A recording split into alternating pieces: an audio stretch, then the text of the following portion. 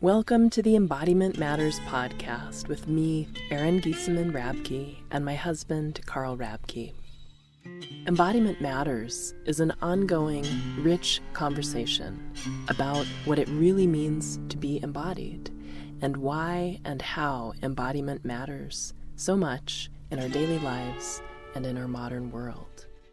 You can find out more about our wonderful guests, about our work. You can sign up for our newsletter and find out how to become a supporting member of our podcast online at embodimentmatters.com. In today's episode, Carl and I have the great pleasure of speaking with Loch Kelly. Loch is an author, a meditation teacher, a psychotherapist, and the founder of the nonprofit Open-Hearted Awareness Institute. Loch has written a few books. We first found out about him with his book from 2015 called Shift into Freedom. And he has a new book that was released on the day we interviewed him called The Way of Effortless Mindfulness. We have a wonderful conversation exploring, so many things, different ways of defining mindfulness, different styles of attention and meditation and how that affects the brain. Loch has worked with neuroscientists, and he was one of the subjects and exploring what's happening in the brain with different styles of attending. It's really fascinating. He guides us through some beautiful little glimpse practices into connecting with a kind of quiet that on radio they might have called dead air, but we're calling awake space. It's a wonderful conversation. I think you'll enjoy exploring also why this matters in the world today.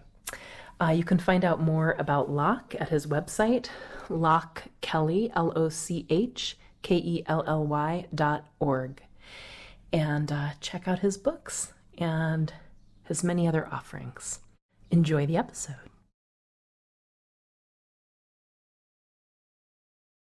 So welcome, Loch Kelly. We're so glad to have the opportunity to speak with you today. Thank you so much, Carl and Erin. So nice to be with you. Looking forward to our time together and sharing with everyone else who's listening. Mm-hmm. Yeah. So we like to begin these conversations with a kind of a twofold question of what is embodiment and why does it matter? And it's fun because each guest we've had has very different responses to this question of what is embodiment, and I can't wait to hear your response. Yes, I imagine mine might be very different from the very different ones.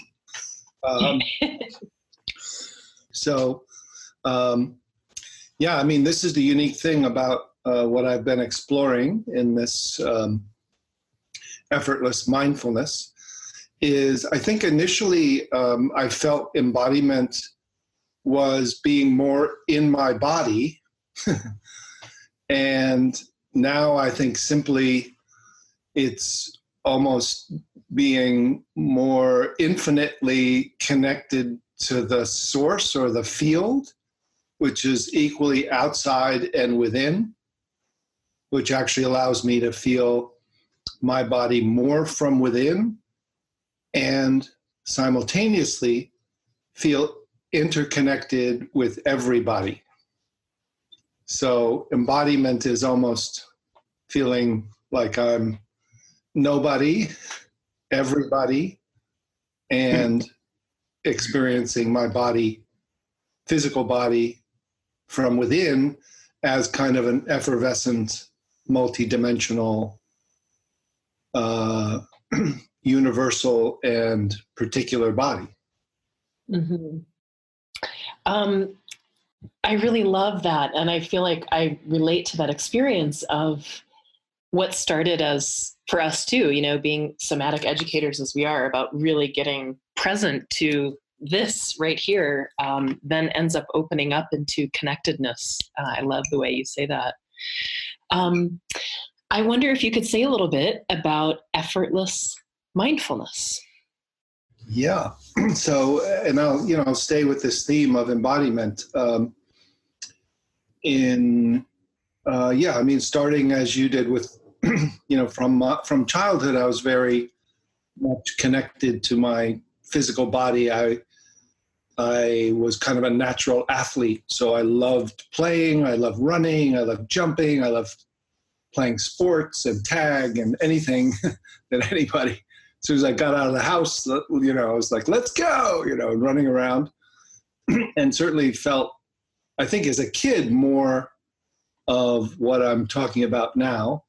But then almost in the sports training, even in the yoga training, even in the psychological training, I started to feel a kind of relationship to my body that was more about kind of the muscles, bones, sinews, and contents of consciousness. So I started to feel, when I'm strong and I'm balanced and I'm scanning my body, or then I would feel that's a kind of embodiment, but it somehow felt tighter, more sore, still more separate from other bodies. So as if I was becoming a stronger, safer body, but funny, the more I felt separate and strong, the less safe I felt, because I felt like I was an object in the world in a separate body that could be harmed or could be hurt or could be emotionally impacted by others. So then the first movement from that kind of physical yoga, sports, somatic psychology to deliberate mindfulness was moving to my subtle mind and my subtle body. So subtle mind in deliberate mindfulness, it's what's called the 4 foundations of mindfulness, which is beginning to observe the contents of consciousness, thoughts, feelings, sensations, and what they call mind objects, which are like particular patterns of consciousness. So I developed a subtle observer of these contents, and then was able to kind of feel my body still from a point of view of a meditator. And it gave me relief, some relief from that being too tight and too much in a small, separate self that was embodied in a skin-encapsulated ego. So then effortless mindfulness is the first kind of shift is from being aware of the contents of consciousness to the context. So the context is actually the subtlest dimension of awareness itself. So it's like a field of awareness or a subtle dimension of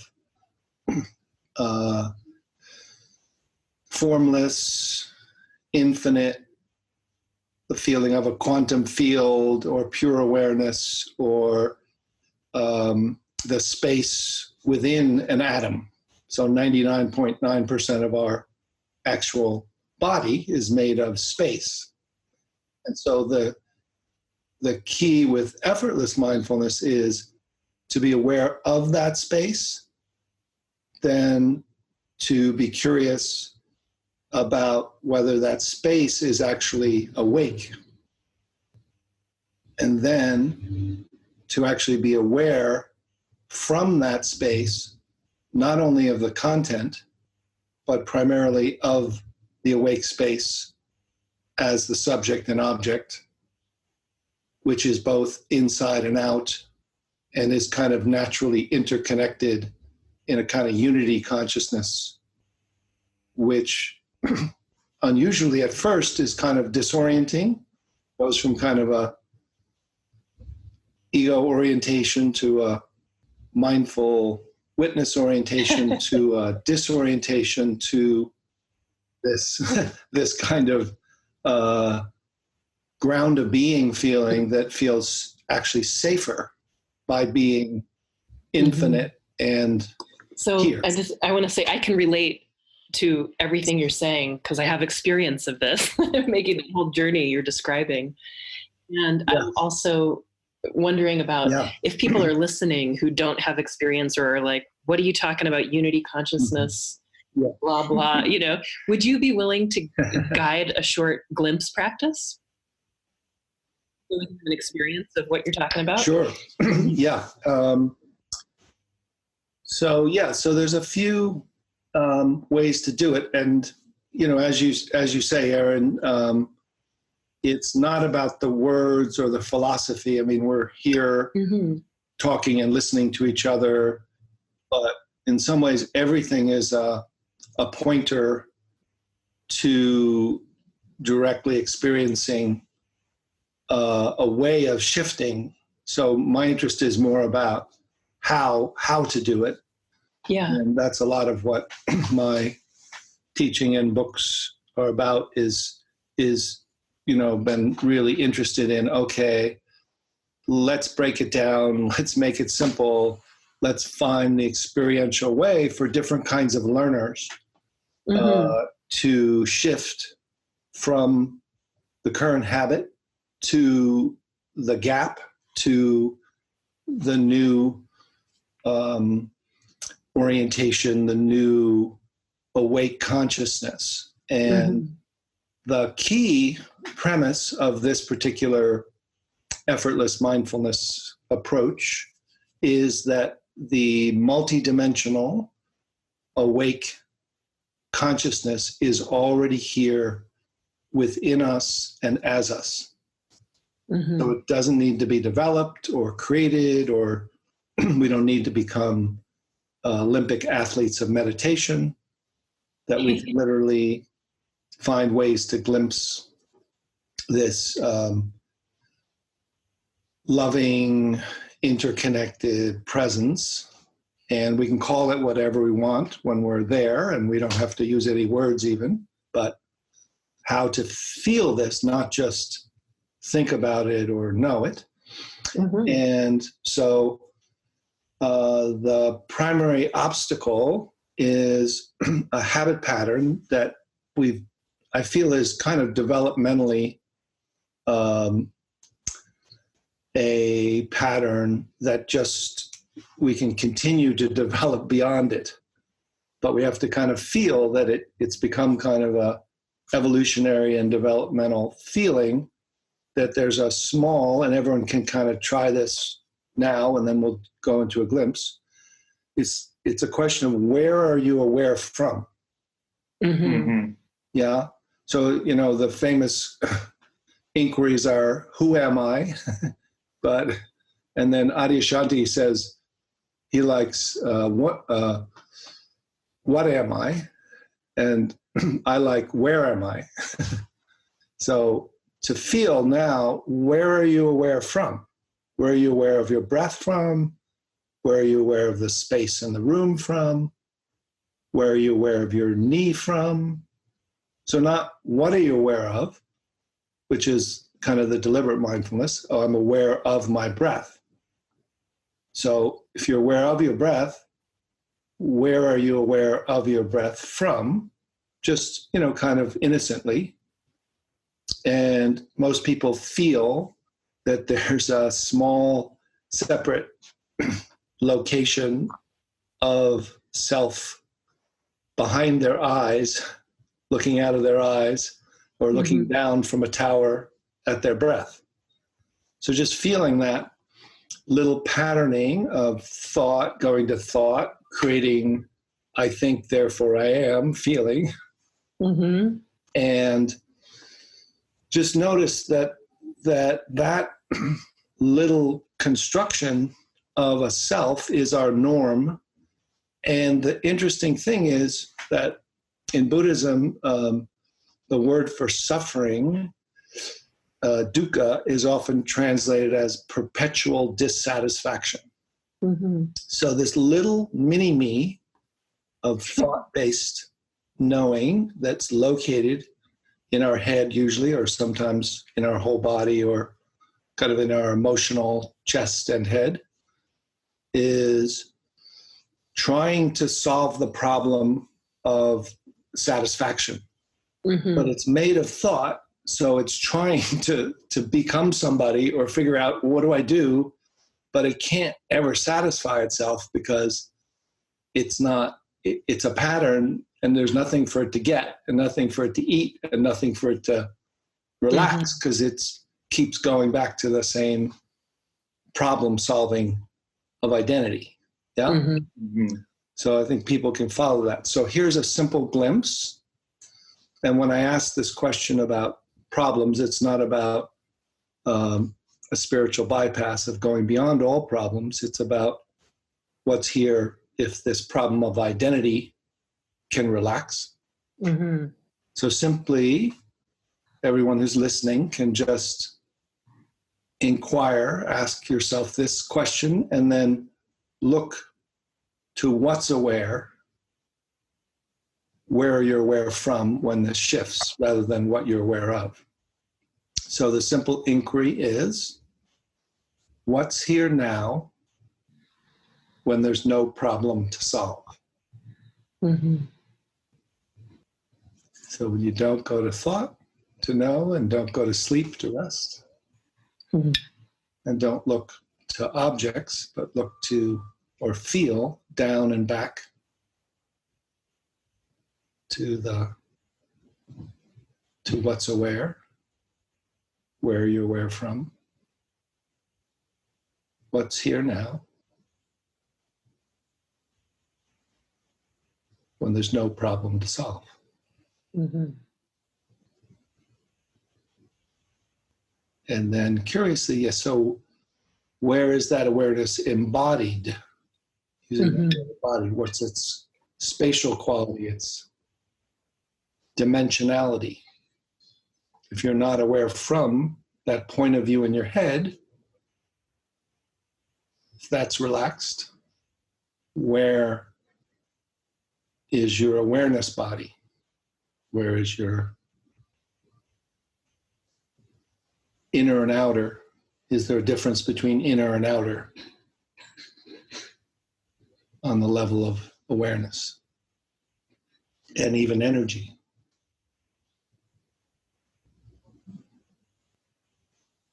So, yeah, people, if there's usually a group or room, people will say, what's here? They'll say relief. Or what would you two say? What would be the quality or the dimensionality that's here? Well, for me, when there's not a problem to solve, it just like things just felt like opening. There was more of a diffuse attention through the body, and just an overall inner quieting with that. And is there also kind of a awareness that's almost like open mind or open heart, something that's not just in your body, but almost? Yeah, I would say like the kind of boundaries between myself and the room and the space and the computer and you, all of those seem to soften with that, and how much the problem solver is a consistent boundary maker too. Yes, that's it. Yeah. It's so tight in there. It's tight when you try to be so embodied, right. If your definition is being inside, then you actually don't feel this body. Yeah. The spacious connectedness. Yeah. I so love that you said come down and back also. Yes. Because we so tend to be up and leaning forward into the next or outside, I was really resonating with coming down and back also. Yeah. That literally is one of the key pointers, because we go up to thought and out through our eyes to forward to subject object. So literally, if you allow awareness to go back, even behind your head, and then drop down to your heart space, and then even go back again to the awareness that has your back. Yeah. And to get that those are habits of attention, and how so often as modern people, they're experienced as, oh, it's just the way it is that we're up and forward. Mm-hmm. Exactly. Yeah. So this is this is kind of almost like that's about it. I mean, we can talk for 12 more hours and really have a lot of fun, and there's all sorts of interesting stuff. But in some ways, we've kind of, to keep it very simple, I've kind of said the essence of it, which is, and you guys have said it too in our dialogue, is that there's just this little habit of attention, this little habit of self, this little habit of small mind, and it's just upgrading those three, from attention to spacious awareness, from small self to interconnected, loving self, from small mind to awareness-based mind. And those are feeling-based movements of awareness that can do that. Mm-hmm. And so it's learning that new skill set, mm-hmm. which isn't the same skill set as what I call deliberate mindfulness, which is still attentional based. It's still using your attention to focus on the objects like your breath or thoughts, feelings, sensations. I think that's so important. And it sometimes can feel tricky to talk about. Mm-hmm. I know, because of our history and training, we're with you, but I want to break that down and slow it down a bit. So I'm sure you saw this. I don't remember. It was probably in Lion's Roar, one of the Buddhist magazines online, about a research study showing that there was a greater reduction in what they called negative emotions or something like that with meditating on spaciousness rather than, however they named it. It was like regular mindfulness. Yes. And Carl said, well, duh. When we read that, like, obviously. And, for us, it's been a really important thing in our teaching about, growing embodied presence isn't that, mindfulness is a wonderful step, but as you're talking about this subject-object split, and then the difference of this spacious awareness, I know you were using the word upgrade. Yeah. Would you say a little bit more about this and how you, make sense of it for people who might not have the training? I'll say a little, even go a little bit into that. One of those scientific experiments, I don't want to add another layer of neuroscience to the language here as we try to experience it, but go for it. I'm into it. Might as well go for it, as long as we are talking here.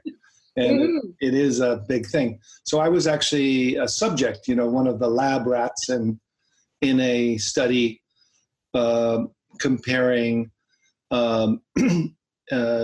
external focus on your breath, one-pointed attention, internal focus on contents, which is 4 foundations of mindfulness, and then the third, which was called non-dual awareness,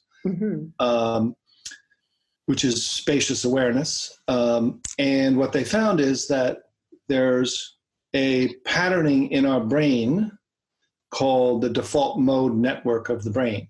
And it's in everyone, that you can observe it in the fMRI, that our attentional system goes and looks outward, what's going on out there, and then it shifts and looks inward, what's going on in here. And this is the reason why we get distracted and have difficulty attending to anything, is because we're looking outward at something and then our mind goes in, or we're looking inward and then we look outside. Are we okay? What's going on out here? So these two systems are just normally set up in this way, probably around survival and just the way we've evolved. So in one-pointed attention, which is the first traditional practice of deliberate mindfulness, or what most people know as mindfulness, that practice represses the internal observation and turns on just the external task mode network. And so you feel calm because you've repressed half of your functioning, That's and interesting. just have one on so you're not alternating or are distracted eventually. And then internal focus, watching thoughts, feelings, and sensations, represses the external part of the default mode network and gives you a sense of inner peace because you're just looking within. Your eyes are closed, you're in a safe place, you're doing meditation. But as soon as you step up and out, you have to use both systems. You can't walk around in either of those two states of only having one on. So this practice, which non-dual awareness or effortless mindfulness is what I call it, you become aware of the context of the awareness that's aware of both inner and outer phenomena that are happening at the same time. So you open to the spacious awareness. You realize that that awareness is already aware without your help. And then you're aware from that awareness. And because that awareness is not a point of view, it's equally aware in kind of an edgeless, seamless field of phenomena that's inside and out. And when you do that it usually takes most people 3 minutes to about 10 minutes. And you literally feel like a switch goes on and it just goes, oh. And in the fMRI, it shows that your default mode network is now balanced, that both systems are equally on, internal and external. And you feel like athletes who are in the zone or what's called the flow state. So you have your optimal functioning from memory and from feeling like you've dropped from head to heart, and you feel interconnected and you're in the now, so time slows down and you feel this seamless ease of being, and you're not in a meditation state that requires you to have your eyes closed or be apart. You're actually able to feel this in the midst of any kind of activity or relating to others. So good. I'm so in the state just. So I have so many questions. I want to ask like 4 questions at once right now. One is, maybe I'll throw a few out and see what you want to. That's a great way to deal with. Is compassion implicit in this spacious awareness? I know the Buddhist philosophers have been debating this for a long time, but in your experience, is compassion implicit with that kind of, relaxing into the context of spacious awareness? And then you used the word earlier, and I'm always curious to talk about this, about bypassing. And there's a phrase you said that I just thought was so fascinating, that it's not a point of view, which I love because it's everywhere, right? You can relax into that. So how does then taking a point of view, like, how do I want to say it? Well, this relates to bypassing. Like, can you be spacious like that? And in some part of you also take a point of view or anyway, all of that whole field. Yes. All right, I'll put those all together and answer it in one haiku. One haiku. Fantastic. Because they all relate in some ways. So yeah.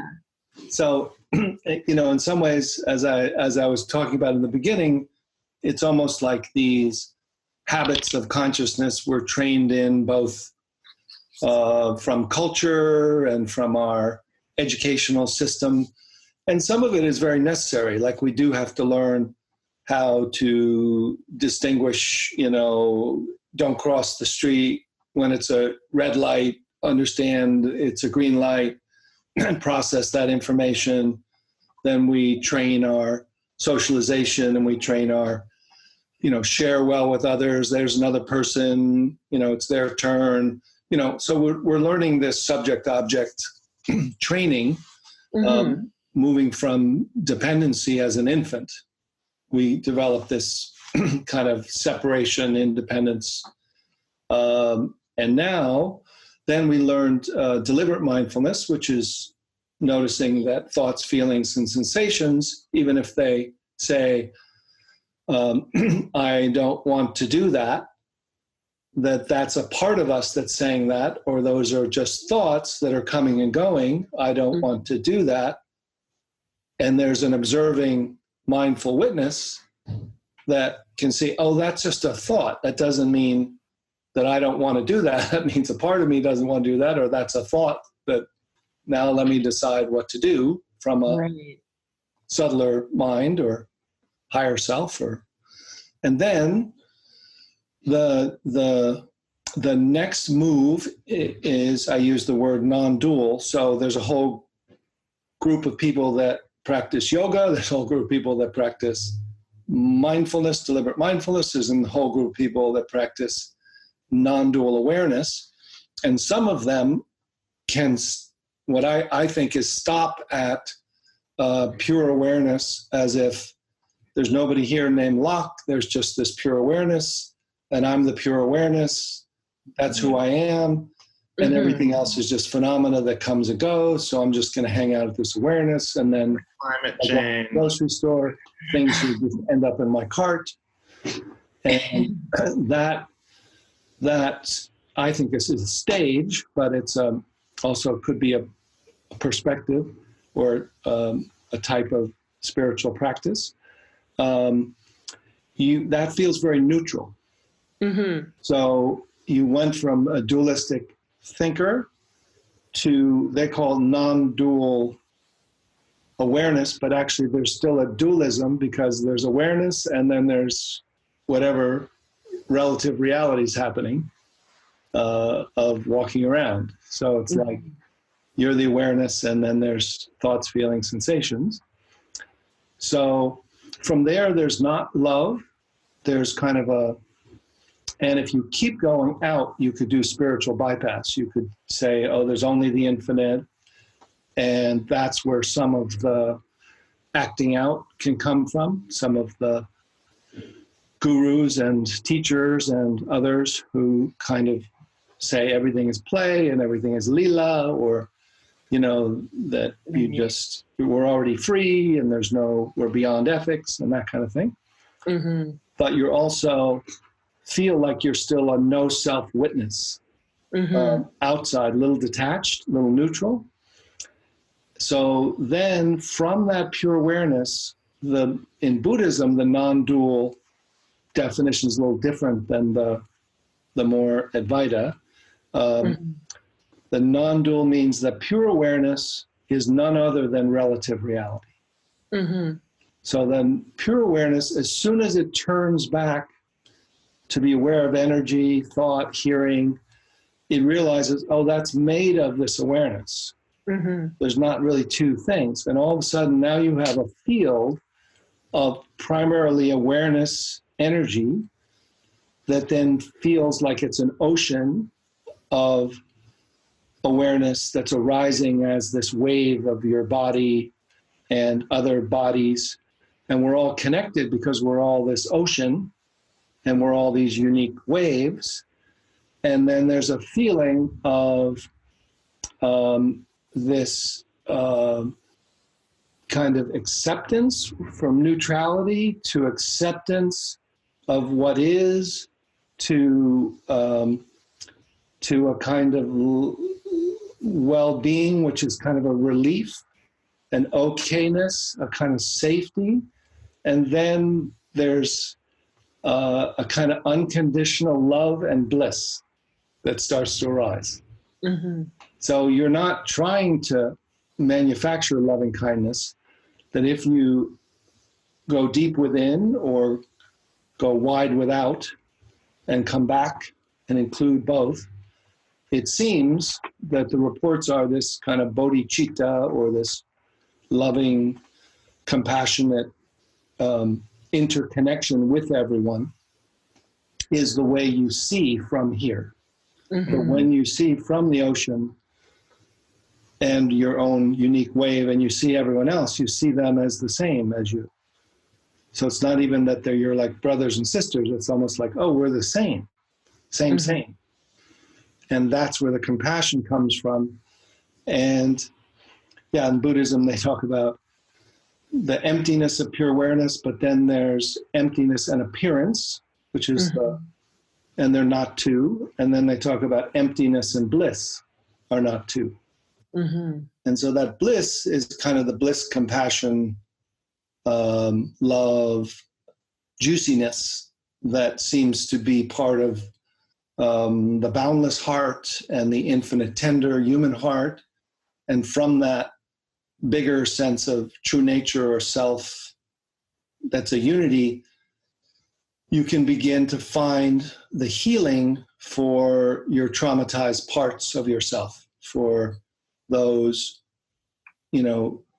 skandhas or kleshas or subpersonalities or embodied holdings of hurt and trauma from this greater capacity of loving presence. And there's a natural compassion from there toward these parts. Yeah.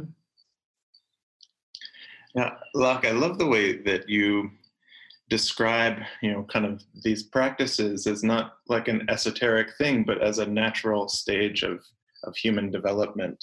Yes.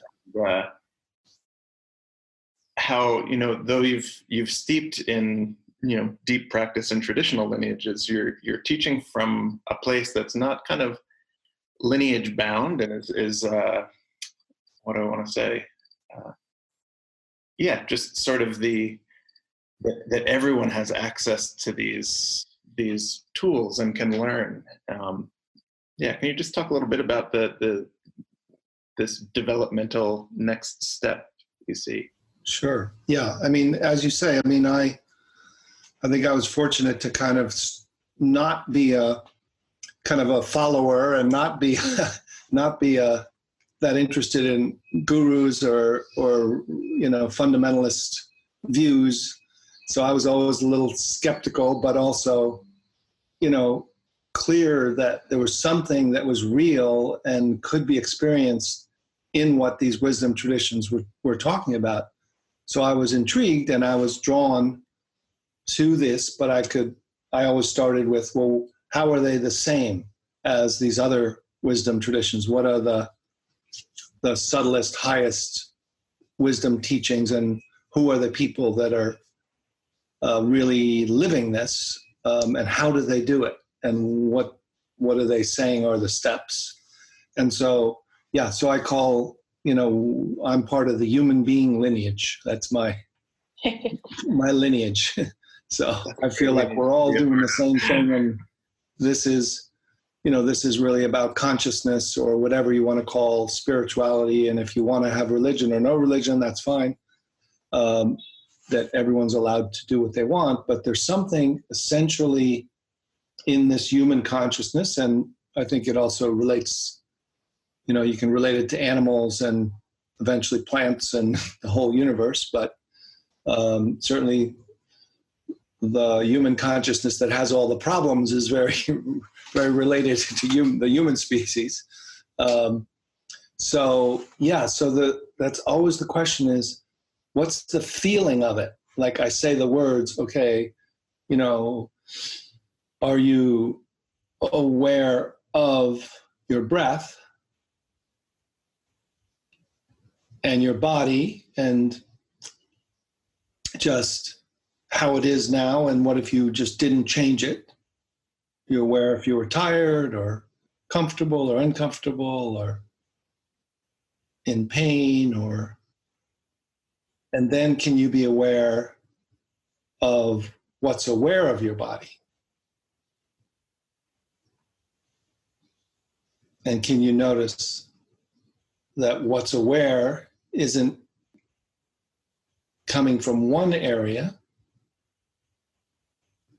and what's aware isn't in pain, it isn't tired, it isn't limited, and it's also embracing and within and with your body and mind just as they are. So it's not a thought experiment, it's literally a shift from thought-based knowing to awareness-based knowing. Mm-hmm. And in some ways, that's one of the simplest ways to say it. And people don't even know what that is, but these little micro meditations. Mm-hmm. So micro meditations rather than microdosing, but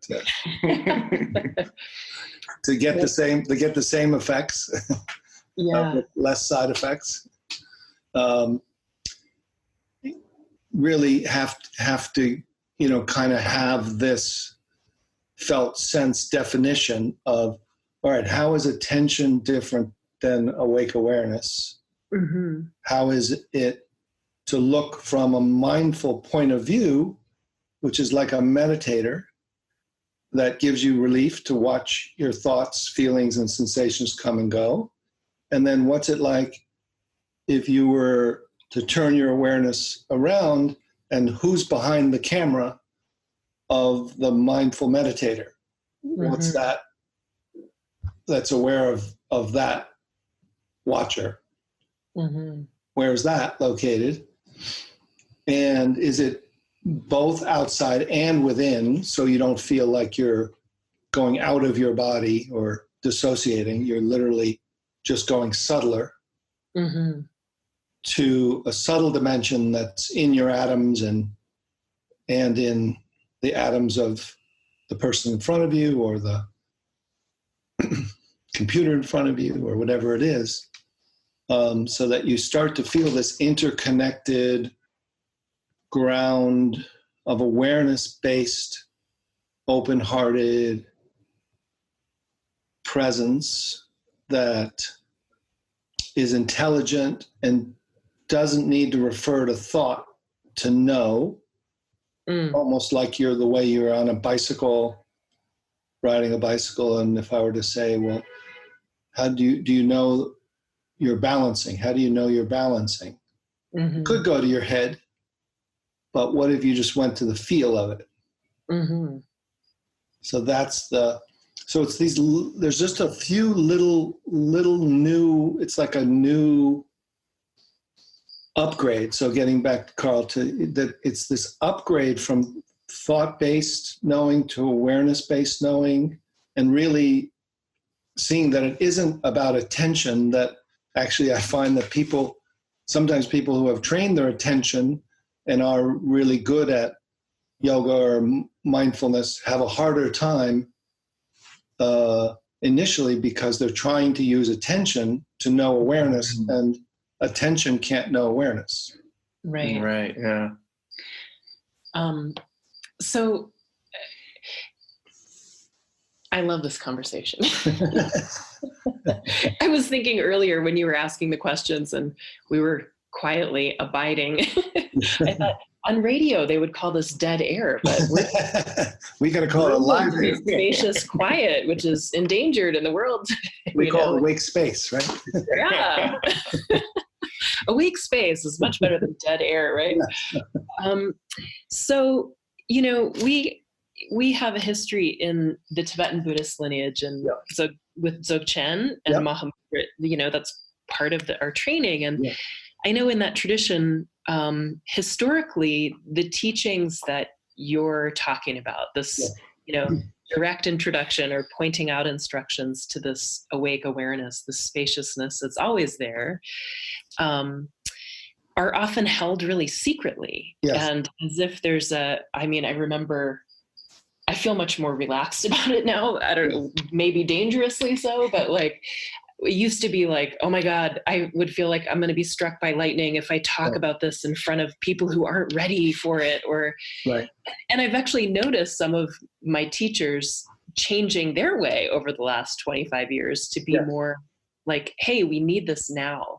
So do you think, and I guess the secrecy was about maybe what you're just describing about trying to use attention to do what it can't do, which ends up reifying and making a concept of this living experience of awareness. So how do you relate with that? And do you think there's some, like, can everybody hear this?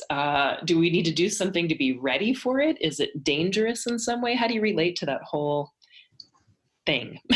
Yeah. So this is something I've been involved in from the beginning. And fortunately, I went on a fellowship from graduate school to Sri Lanka and did 9 months in the university and monasteries and meditation centers doing Vipassana. So I did like a 21-day retreat, 2 10-day retreats, 3 5-day retreats, and really benefited from basic mindfulness or deliberate mindfulness or Theravada insight meditation.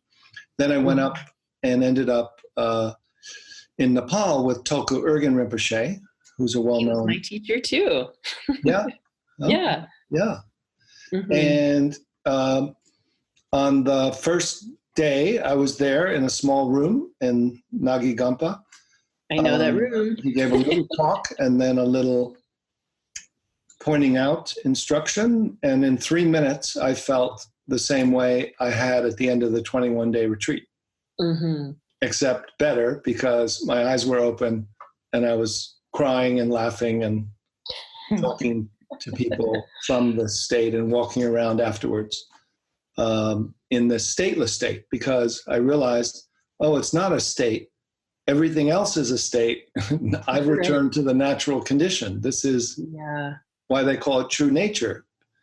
And I asked him this questions about it, and he said, yes, that's it. And he was very emotional. And then at one point during that time, I said, can I share this with all my friends? And he said, and his translator was all upset, but then he was like, sure. But his translator was like, I'm not saying now, are you sure you want to say, like.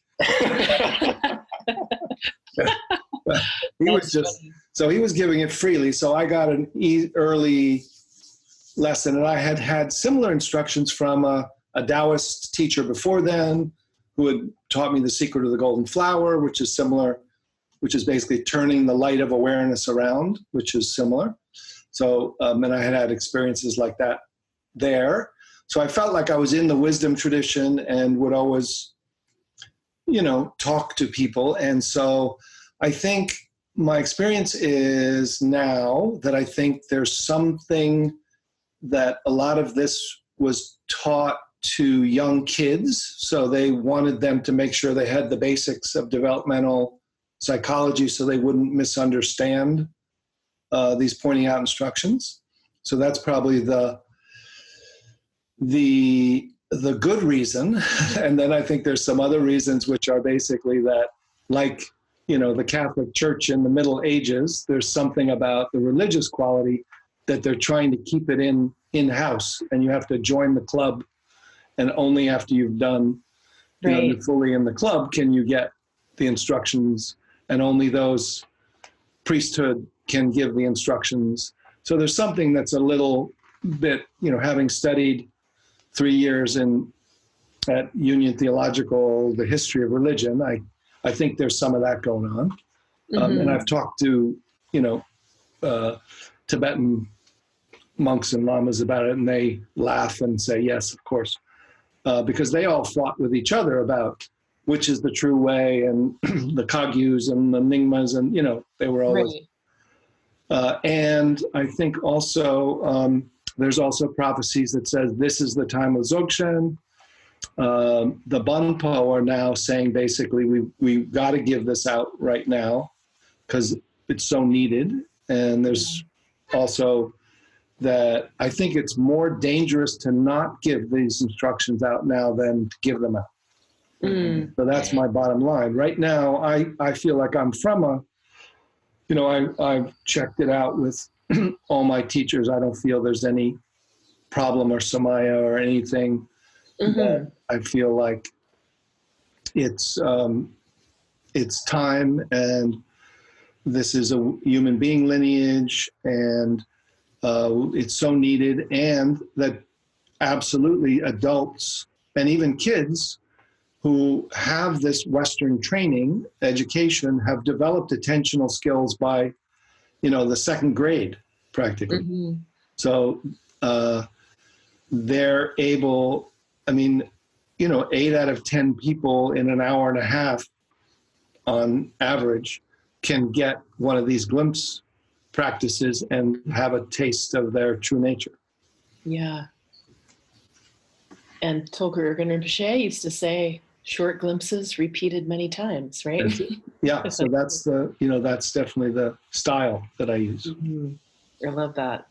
So you were talking about, I'm with you on this. I appreciate you entertaining the question about secrecy and giving it away now. Like, so, with the world in crisis, it's really, we're in some extraordinary circumstances right now. How does this help? Why does it feel urgent now? Yeah. I feel, it goes back, to Carl's question as well, is like that it's kind of an evolutionary and developmental phase. So that's what I'm feeling after really, looking into this scientifically, like you have asked, can people get this? What happens when they do? Is it a meditation state? And it seems like, it's not a meditation state. People can get it. It's actually another stage of development. Mm-hmm. So awakening is the next natural stage of development, is what I've come to believe. And that it requires waking up and growing up. Mm-hmm. So that when the initial awakening happenings, you don't feel like you're done. And then if you've only developed to an adolescent level in a mature way, that you end up kind of acting out. But the waking up and growing up feels like there's a new operating system of awareness-based, interconnected, loving, courageous, motivated heart space. So you feel like you want to help and you want to live a meaningful life. And then when you do take action, you're doing it more from love than from fear or anger. So even social justice and all the types of whatever part you're playing in that, you feel like you want to do it and you do the things you're good at. And I find I work with other people who do some parts of those things better than I do. And I can do this part and they can do that part. And then we can all do it together. And so it feels like, it's a, possible and necessary, and hopefully sooner than later is, who knows how long it will take for the 100th monkey. Right. Yeah, because it seems like that edge in these times that many people being introduced to yoga and mindfulness and practices are using it kind of to soften the edges against the deep suffering that's going on in the world. Yeah, to have for people with privilege to have an experience of relief instead of help. But not helping from the fixer, or from fear, as you said. Yeah. I think there's definitely, I think in general, mindfulness, or, what people call mindfulness, what I'm calling deliberate mindfulness or basic mindfulness, one-pointed attention and insight meditation, initial practices are extremely beneficial for body, mental health, emotional health, but they can be a little anesthetizing in that they make for a calmer ego. And it's more dangerous, getting back to another part of your question, Aaron, is that the research, I think, says it's more dangerous to do deliberate mindfulness than to do this direct path, effortless mindfulness, because there's been studies by Willoughby Britton from Brown about a lot of people, I don't know what the percentage, but, good percentage of people who go on 5-day retreats. And in deliberate mindfulness, you deconstruct your sense of self, but aren't given the solution. You're not given the upgrade to say, there's something aware, you just go through via negativa, which is, see if you can notice that the self is not, there is no self. And people get flooded, their unconscious comes up and there's nothing to be with it. So there's a lot of kickback, even, with people who have who are not mentally ill, who, in a classic sense. Whereas I don't think I've ever had anybody have that experience. The only experience they have is that their protective parts will come up immediately. The protective parts will go like, I shifted into awareness energy, and now this part of me is just like, what are you doing? What's wrong?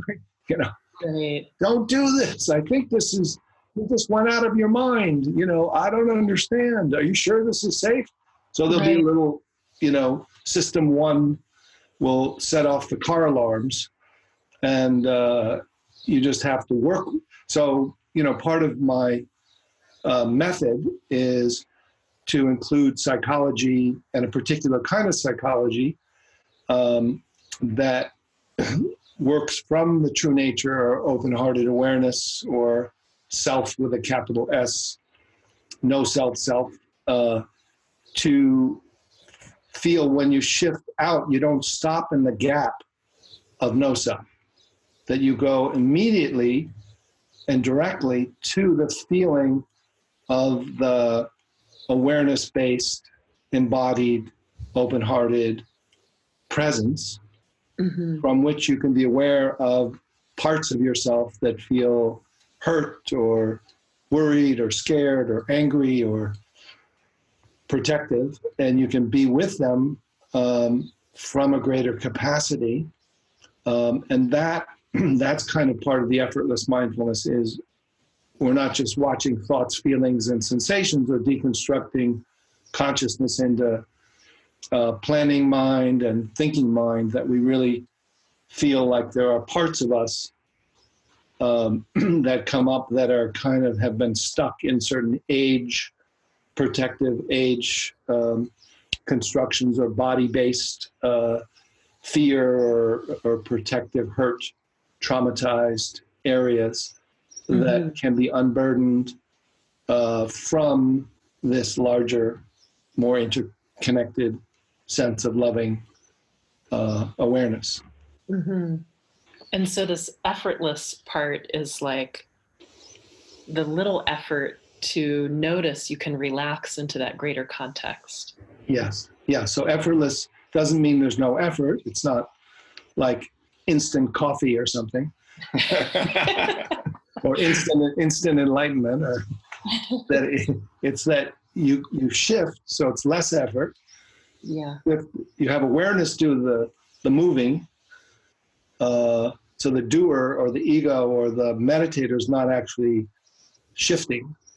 That awareness is unhooking or disidentifying, and then it discovers that there is a spacious awareness that's already effortlessly aware and has always been effortlessly aware. And then you're aware from there. Right. So we could you want to do another little? Oh, yeah, always. So this is good since you're in the embodiment. So let's do this one called dropping from head to heart space.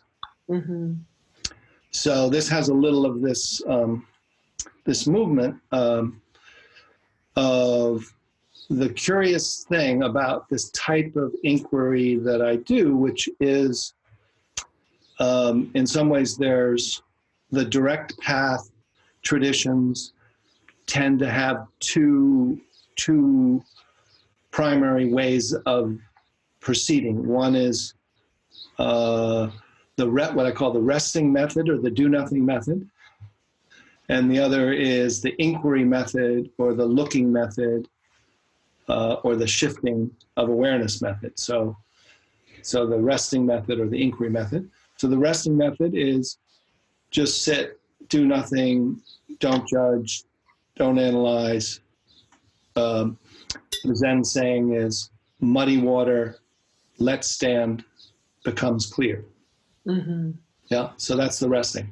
So it takes too long for me. I like the inquiry method. So the inquiry method in this, rather than asking who am I and deconstructing, like, am I this age? Am I this name? Am I this? Rather than using like a thorn to remove a thorn, this kind of inquiry is you actually. So if I were to ask someone, can you unhook awareness, local awareness, from its identification with thought and this thinker, and have it step back and know your jaw directly from your jaw, know your throat directly from your throat, and drop into your upper body and heart space, and know from there.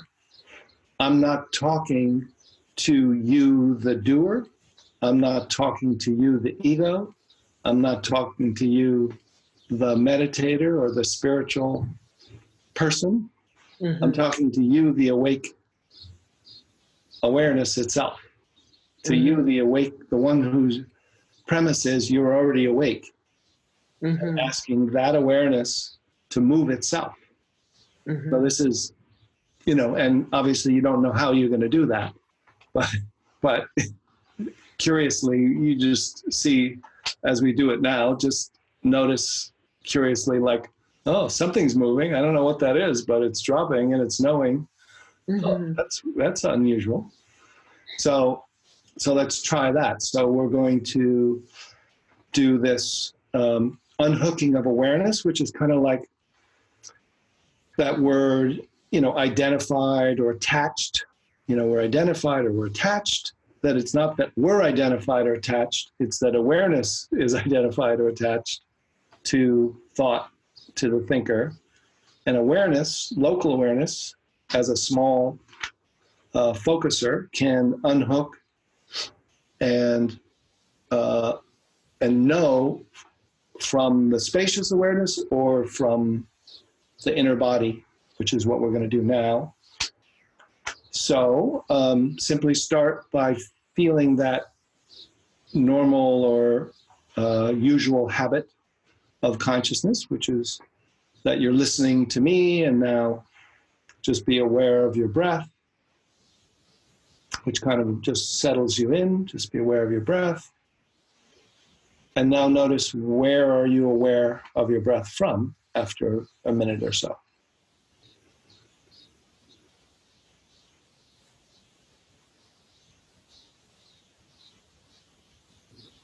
So then notice that there's a feeling that awareness is identified or attached to and within that habit of creating a small sense of self.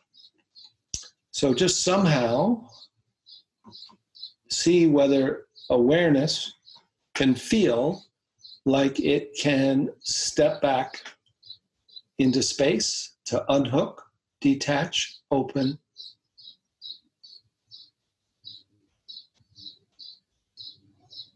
and be aware from the space of the space.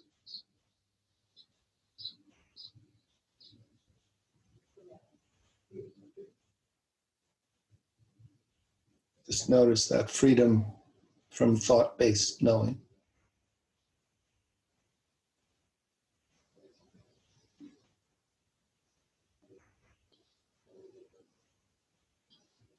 And then feel as if, like, this bubble of awareness can move itself to now not only be aware from outside, but be aware of your jaw and your smile directly from within your body.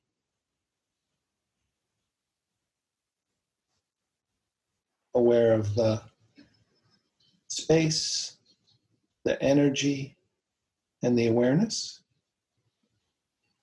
And then notice that bubble of local awareness can move itself and be aware of your throat from within your throat.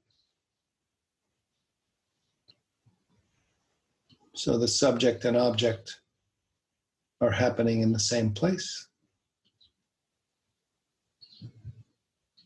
And just check that you haven't stretched the tension down from the center, that it's actually unhooked and knowing from within your throat. And just notice that you don't have to go up to thought to know or feel that you're knowing the space, energy, and awareness directly from within. And then feel as if that awareness moves itself down below your neck. So feel the local focus from within as this awareness, this light of awareness moves into your upper body. And then feel as if this awareness intelligence can go subtler and subtler into your heart space or into the core of that awake space within the atoms, so that you're aware from your heart space, of your heart space, as if you're knowing from the eyes of your heart. And you can go so subtly within that you may feel that it opens up your heart space, opens up to a bigger open heart, open space, boundless heart, interconnected, unconditionally loving field of boundless and tender heart. So just see what it's like to know from your heart mind without referring to thought. Just being.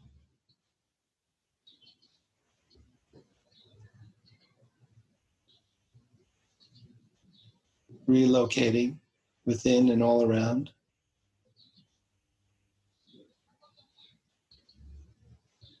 So just notice, where are you aware from?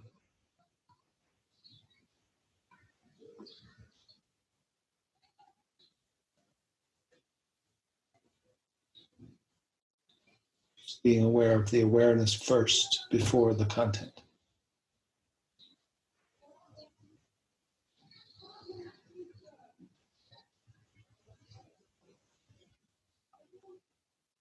And then notice all your senses are included.